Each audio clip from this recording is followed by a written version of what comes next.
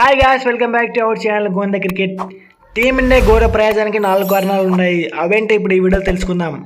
ఈ ఏడాది టీమిండియా ఘోర ప్రయాసంతో ముగిసింది.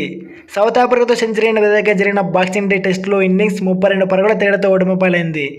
163 పరుగుల లోటుతో రెండో ఇన్నింగ్స్ ప్రారంభించిన టీమిండియా 131 పరుగులకు కుప్పకూలింది. Team India star batter Virat Kohli 82 బంతుల్లో 12 ఫోర్లు, ఒక సిక్సర్ సాయంతో 76 పరుగులు చేశాడు.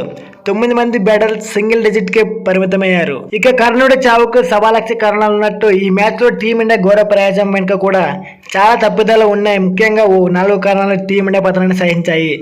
నెంబర్ 1, టాస్ ఓడిపోవడం. ఈ మ్యాచ్లో టాస్ ఓడిపోవడం టీమిండియాకు తీవ్ర నష్టం చేసింది. వర్షం అంతరాయం కలిగించిన ఈ మ్యాచ్లో టాస్ గెలిచి బౌలింగ్ తీసుకోవడం సౌత్ ఆఫ్రికా బాగా కలిసి వచ్చింది. పేస్కు అనుకూలంగా ఉన్న పిచ్పై సౌత్ ఆఫ్రికా బౌలర్లు నిప్పులు చెలరేగారు.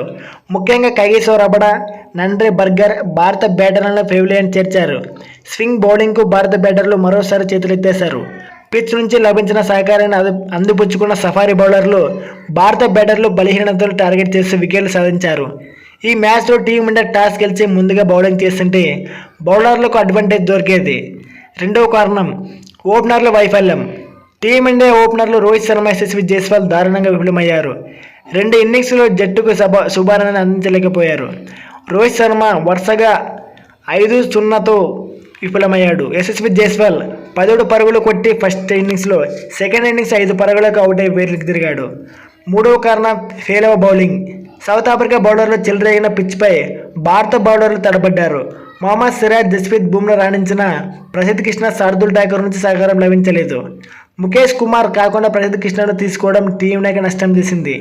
మొహమ్మద్ షమి లేని లోటు స్పష్టంగా కనిపించింది. సౌత్ ఆఫ్రికా తొలి ఇన్నింగ్స్ 300 లోపు ఆల్అౌట్ చేసిన ఫలితం భారత్కు అనుకూలంగా ఉండేది. ఇక 4వ కారణం వచ్చేసి టెస్టులకు తగ్గట్టు ఆడకపోవడం. వన్డే ప్రపంచ కప్ తర్వాత మైదానానికి దూరంగా ఉన్న భారత ఆటగాళ్లు టెస్టులకు తగ్గట్టు బ్యాటింగ్ చేయలేకపోయారు. పిచ్ కండిషన్స్కు తగ్గట్టు ఊపిక బ్యాటింగ్ చేయలేకపోయారు. ముఖ్యంగా మిడిల్ ఆర్డర్ బ్యాటర్లు శుభ్మన్ గిల్, శ్రేయస్ అయ్యర్ భాగస్వామ్యాలు నెలకొల్పడంలో విఫలమయ్యారు. రాహుల్, కోహ్లీ పర్వాలేదనిపించినా వారికి సహకారం లభించలేదు. మీ ఉద్దేశంలో భారత్ ఓటమికి గల కారణాలు ఏంటో కామెంట్స్ రూపంలో తెలియజేయండి.